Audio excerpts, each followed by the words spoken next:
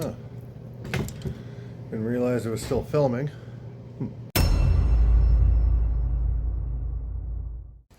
Welcome back, everyone, to another day.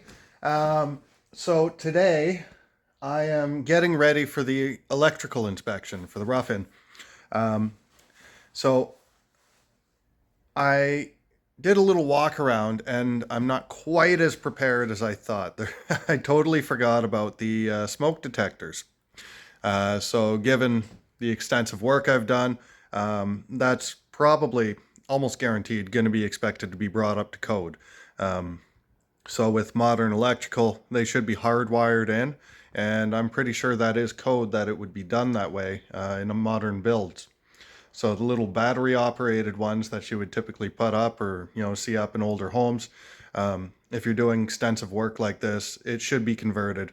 So I'm gonna get those in. That shouldn't take too long. And I got a little piece of conduit to throw in and the ceiling fan, which only takes a few minutes. That's not a big deal. I'm not going to bore you too much with that. We're just going to catch the highlights because I know you've seen enough electrical, and then we're going to move on to something else. I've also got the building inspector showing up today, and it's a little bit ahead of time. I'm not ready for him to inspect everything. The structure itself is probably fine to inspect right now. I may get a green sticker, I may not. I wasn't really focused on that, but there wasn't too much to be done with it.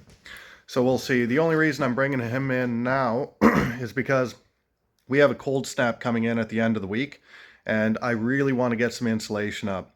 Right now, the furnace is hooked up and it's running fine, but it's burning through propane like crazy, and that's because with the ceiling opened up like this, I wouldn't say this house is any more than maybe an R2, R3. It's pretty pathetic, so the heat's just getting sucked out. The basement's maintaining a nice temperature, and the other rooms are maintaining a nice temperature. But here in the main area, which is, a lot of heat loss, because all the heat's rising to this point, essentially. That furnace is just running very constantly. It's not so bad right now. I know snow's on the ground and everything else, but it's still pretty mild out here. So, but once we get into the freezing temperatures, Thursday, Friday this week, we're really going to start seeing some major heat loss, and the furnace is really going to be struggling to keep up. This is also why in the front house, I was trying to tell Xana to, just, take it a little slower when it comes to the demo. Don't remove any insulation yet. I know it's sawdust and all that, but if we start removing that, that's oil heat, and that will cost a fortune. All I want to do is make sure it stays above freezing, and that shouldn't be too difficult. But it'll become very, very difficult without any insulation. So that's where we're at.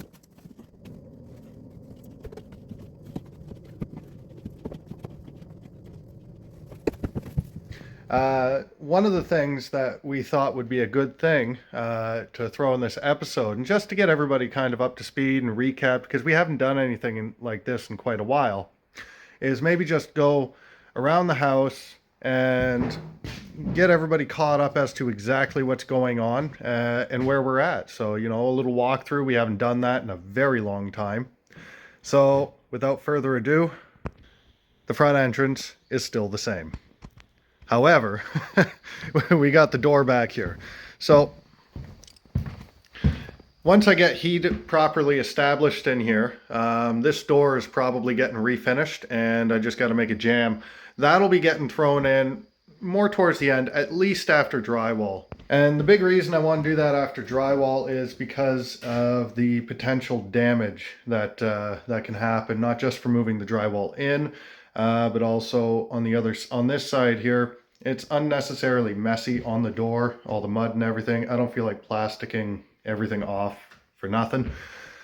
So in this room here, it's pretty much the same. What I'm working on right now, and that'll be coming up, I have the electrical rough-in inspection booked for tomorrow, but I was just going through and doing a little pre-inspection. I always do that.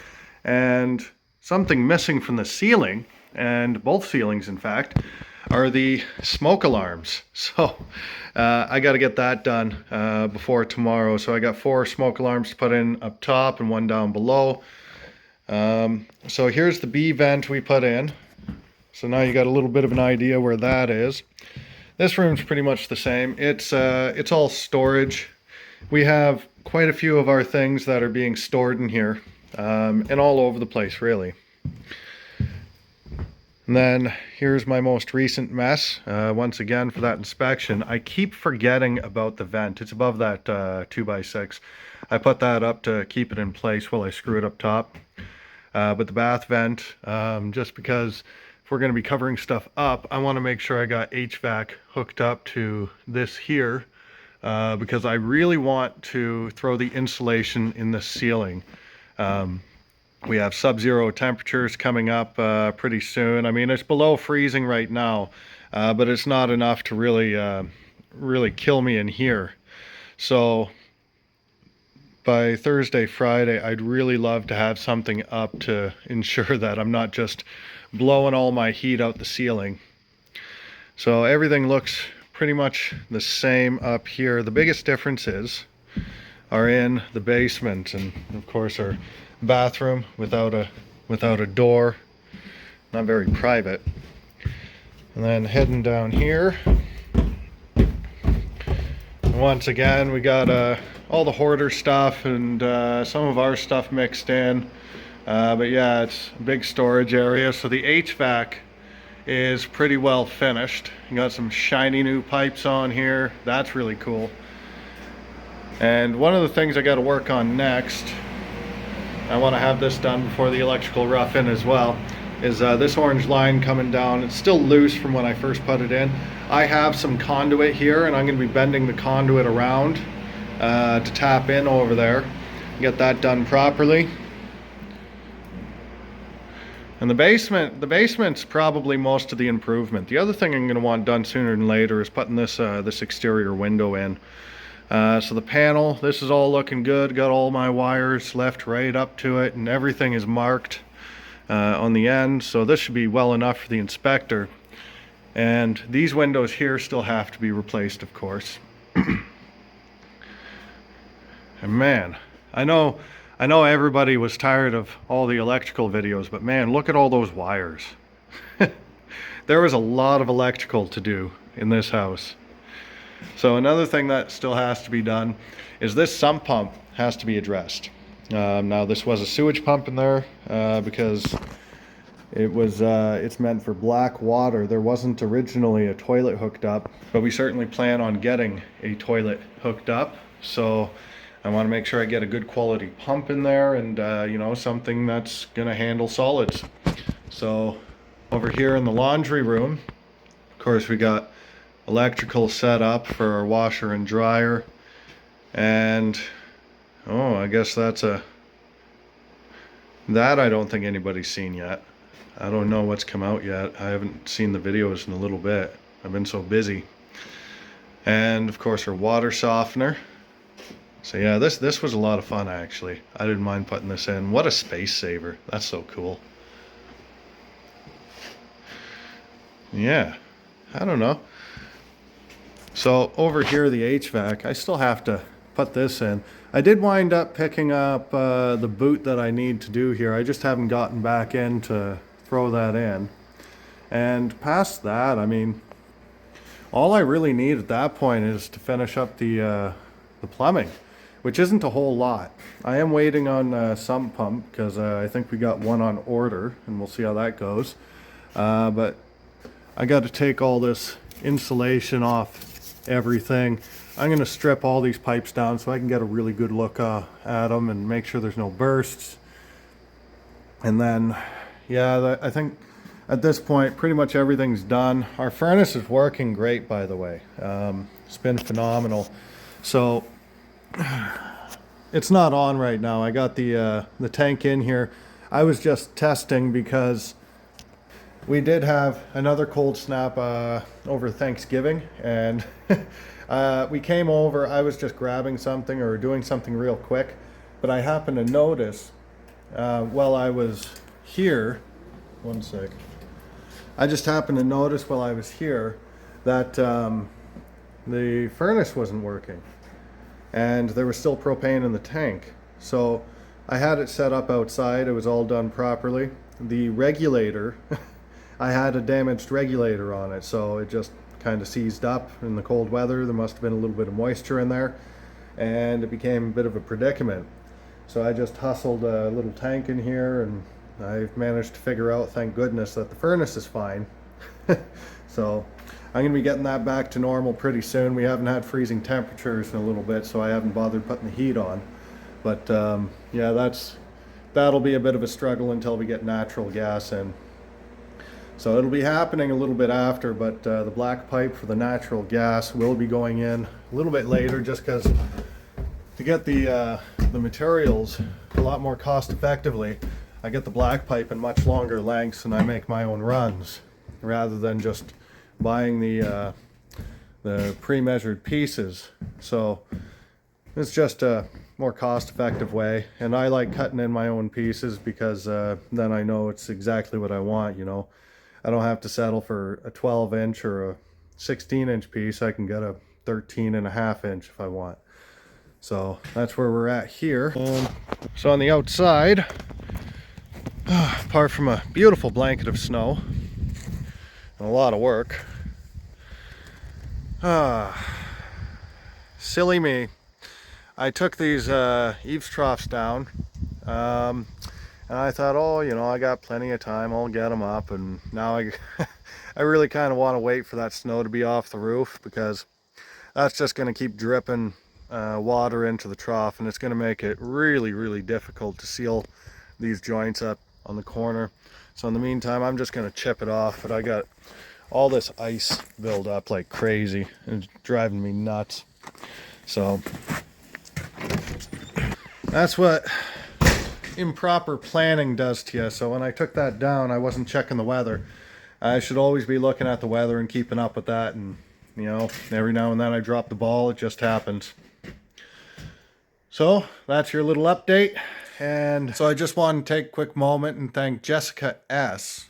She had sent this ceiling fan here, and Xana, who found it on Amazon, thought it was absolutely gorgeous. She loved it a lot, and yeah, she got it from the wish list, and it will be going right there when the time comes, not too far away, we hope. So Jessica S., we really appreciate it. Thank you.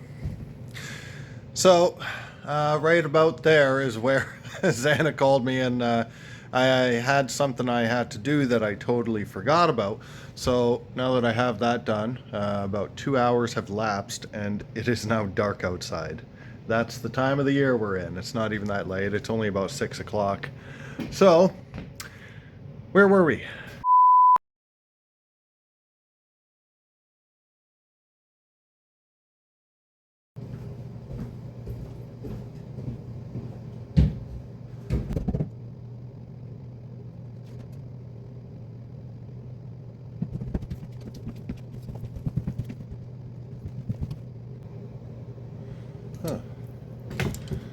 Didn't realize it was still filming.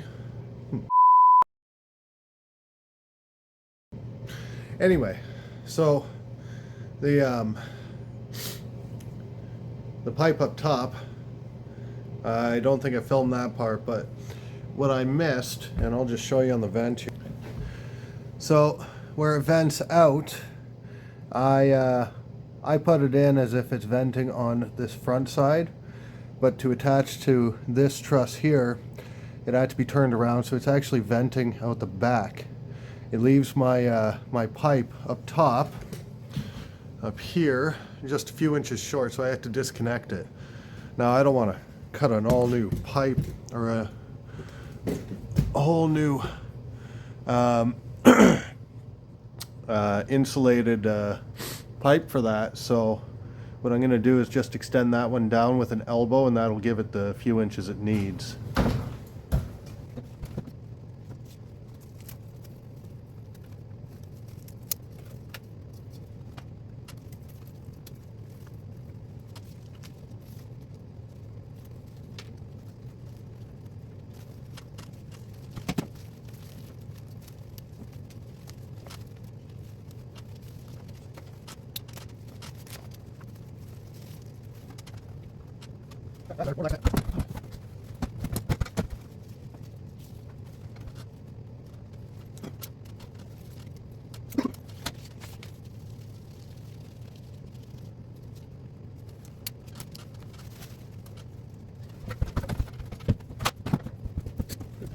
All right, so